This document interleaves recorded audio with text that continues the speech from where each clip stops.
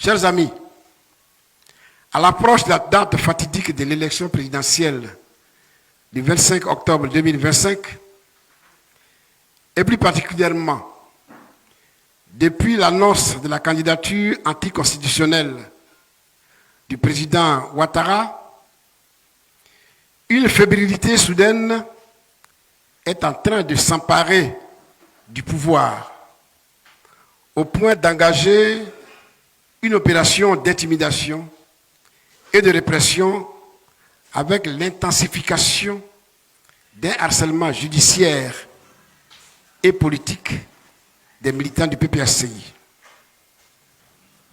Alors que 6 de nos camarades, brutalement et illégalement enlevés par les hommes accagoulés les 2 et 3 août 2025 à Yopougon, sont encore introuvables et que 6 autres ont été soumis à des interrogatoires pendant 18 heures avant d'être relâchés, aujourd'hui encore, pendant que nous préparions la marche de Yopougon, ce sont 3 autres camarades qui sont convoqués à la préfecture de police le vendredi 8 août 2025.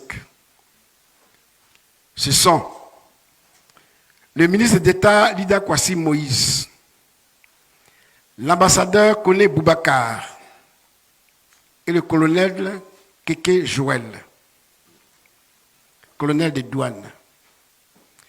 Si le colonel Keke a été libéré le samedi 9 vers 10 h, au moment où la manifestation de Yopougon se tenait, les deux autres, je dis bien, c'est-à-dire Lida Kwasi et Kone Boubacar, sont encore en garde à vue, jusqu'à cette heure précise.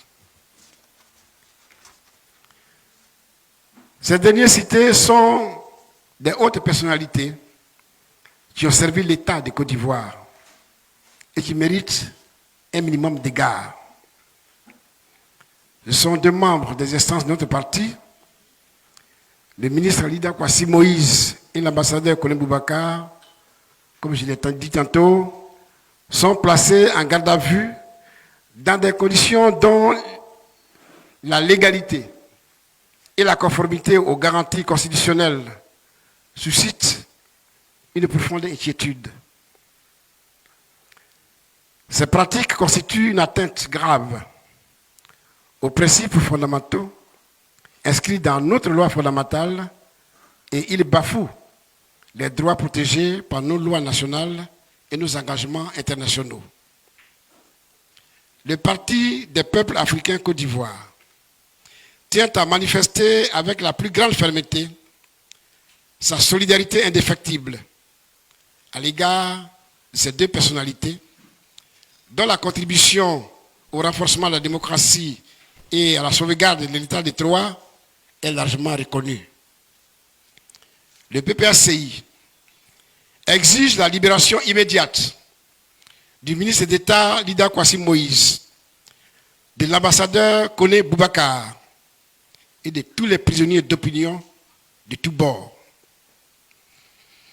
Ici, je voulais vous préciser que nous avons dans les geôles de l'État de Côte d'Ivoire près de 100 prisonniers détenus depuis très longtemps, qui sont des prisonniers politiques. Alors la question que je me pose ici, vu tout ce qui se déroule autour de nous, pourquoi cette propension à l'humiliation, à l'intimidation, à la répression et à la persécution? Pourquoi? Pourquoi tous ces agissements? Est-ce pour étouffer toutes les contestations en relation avec le 4e mandat anticonstitutionnel du président Ouattara? Est-ce un moyen pour museler le PPACI afin de braquer l'élection présidentielle d'octobre 2025? Est-ce cela l'engagement pris par le chef de l'État pour l'organisation des élections transparentes et paisibles et son propre engagement? La transparence de l'élection présidentielle et la paix sont-elles à ce prix? Ces pratiques sont inquiétantes, d'autant plus que des informations de plus en plus récurrentes font état de la mise sous cloche de tous ceux qui osent porter des voix discordantes à celles du pouvoir. Je suis à mesure de vous dire, parce que c'est récurrent, qu'une liste de personnes ciblées, des personnes bien entendu de l'opposition, est en train de circuler. Ce sont des rumeurs de plus en plus persistantes. Je dirais même ici, à qui le tour? À qui le tour dès demain? Posons-nous cette question. Chers amis, en lieu et place de la persécution, de l'intimidation, de la répression, le PPACI, à travers son président Laurent Gbagbo, a demandé un dialogue politique au pouvoir depuis le mois de février 2024. 2 courriers ont été adressés au Premier ministre à cet effet, et ce que nous avons récolté, c'est un refus, j'allais dire, méprisant. Un refus méprisant. C'est pourquoi nous disons que pour qu'il y ait véritablement des élections paisibles, transparentes, la seule manière, c'est d'engager dès maintenant un dialogue sincère avec tous les partis qui sont engagés dans la compétition, mais aussi avec la société civile.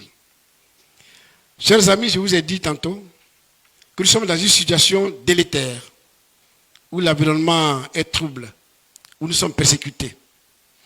La seule manière de résulter, c'est de dire à nos camarades de rester vigilants, de ne pas se laisser intimider, d'être focalisés sur l'objectif final que nous sommes donnés.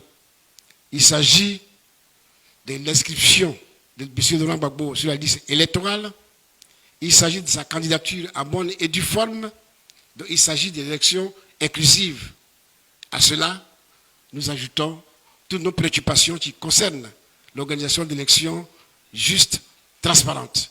C'est-à-dire la réforme en profondeur de la CEI, l'audit de la liste électorale, le dialogue, je l'ai indiqué, l'inclusivité d'élections, je l'ai indiqué, mais l'engagement d'une révision de la liste électorale avant les élections de 2025.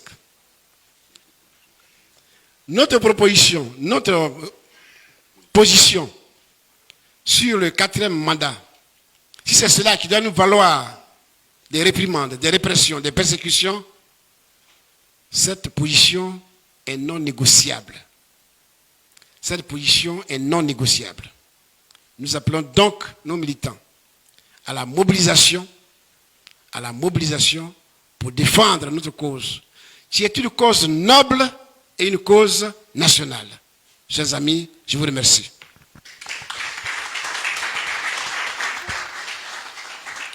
Merci au président exécutif pour cette introduction, le propos liminaire. Nous allons passer à la série des questions-réponses. Nous vous demandons, amis de la presse, vous présentez votre organe avant de poser votre question. Ceci dit, de limiter vos questions à une seule intervention pour que tout le monde puisse participer et puis surtout que les questions posées restent dans le cadre de cette conférence. Je vous remercie. Merci. Ça marche? Oui. Bonjour, Pierre Donadieu de l'agence France Presse, AFP. Est-ce qu'on a des détails sur les motifs des arrestations du ministre Lida Kouassi et de l'ambassadeur? Merci beaucoup.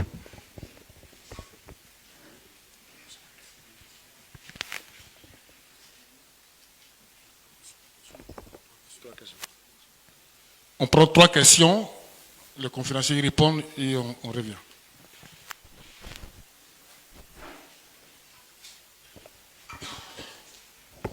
Bonjour, c'est du côté.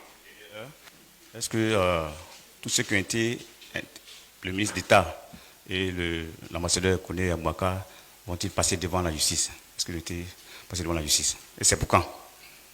Merci bien.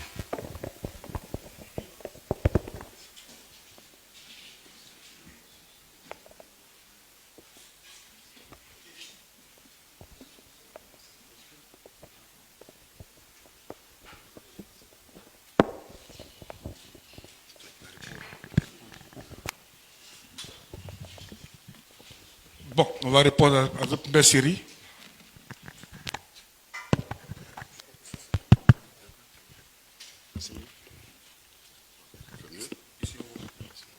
Ok, merci beaucoup.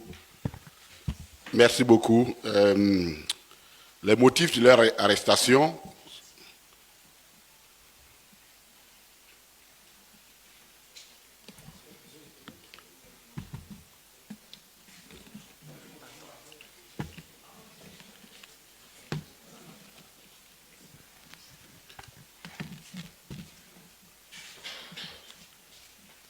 merci beaucoup. Non seulement on va vous donner les motifs de leurs arrestations tels que révélés par les avocats, mais en plus, on va vous donner les conditions de leur arrestation.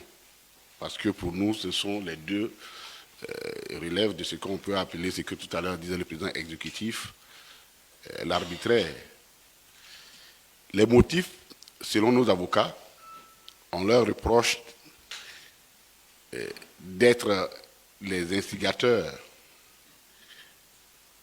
des événements qui ont eu lieu le 1er août à Yopougon et qu'ils auraient été cités par les premières personnes qui ont été arrêtées. Or, il se trouve que ces premières personnes, nous ne savons même pas où elles sont.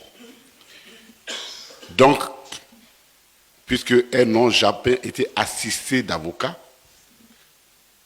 à partir du moment où nous ne savons pas où elles sont, au PPAC, nous les considérons comme ayant été prises en otage. Dès lors que vous êtes pris en otage, les aveux recueillis d'un otage ne peuvent pas produire des effets de droit, puisqu'on ne sait pas où ils sont. Je voudrais rappeler en Côte d'Ivoire, et c'était mentionné sur la convocation qui a été adressée à nos deux camarades, c'était clairement mentionné qu'ils pouvaient se faire assister de leur avocat. Ils sont des prescriptions du Code de procédure pénale en Côte d'Ivoire, que tout le monde connaît.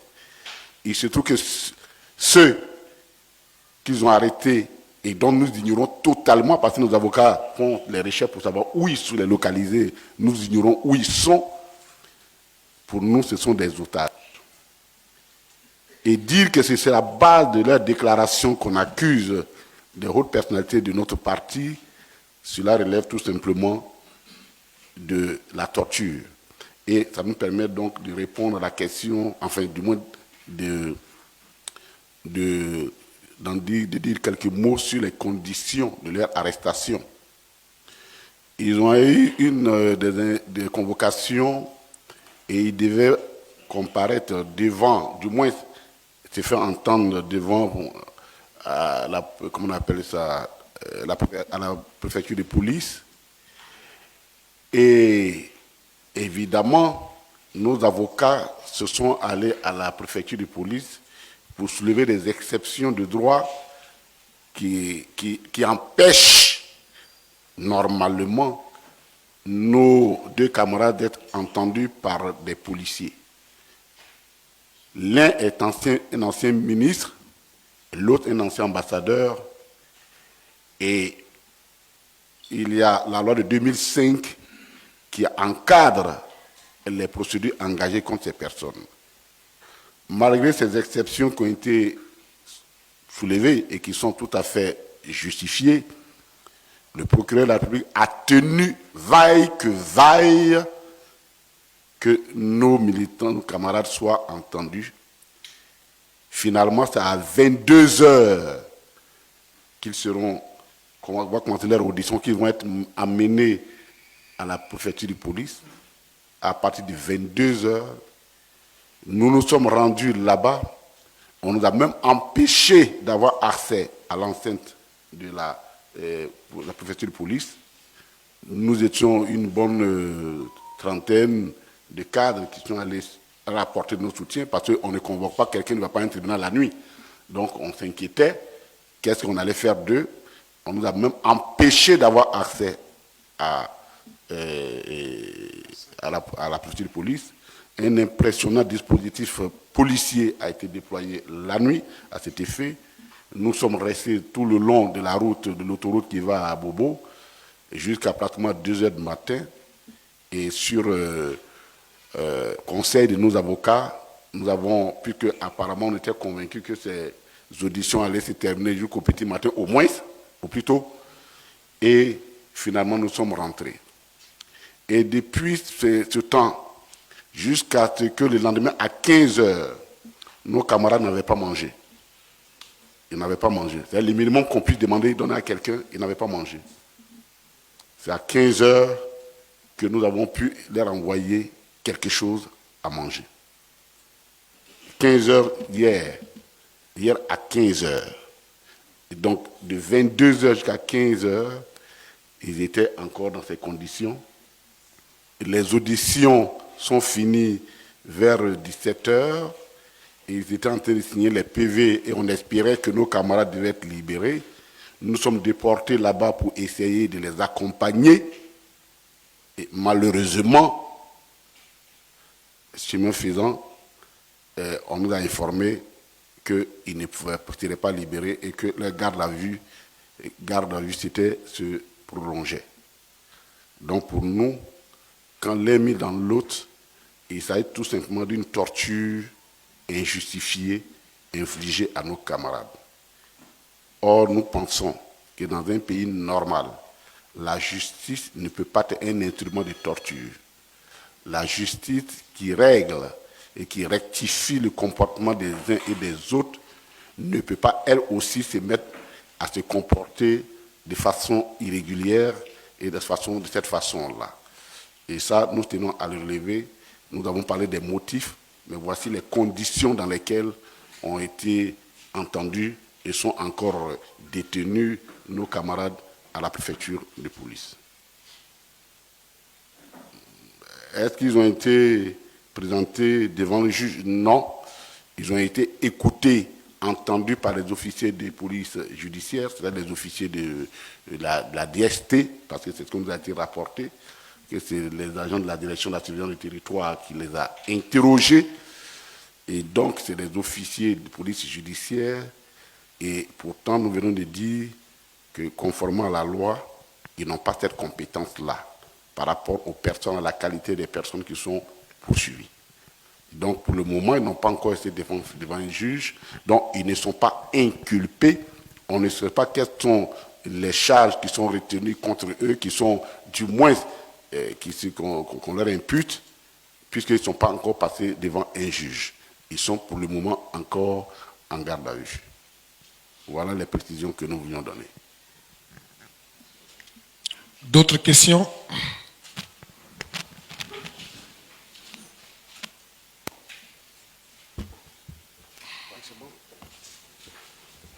Tout est clair? C'est bon? Ok. Allez. Monsieur le président exécutif. Bien. Donc, chers amis, nous vous avions appelé pour vous donner cette information.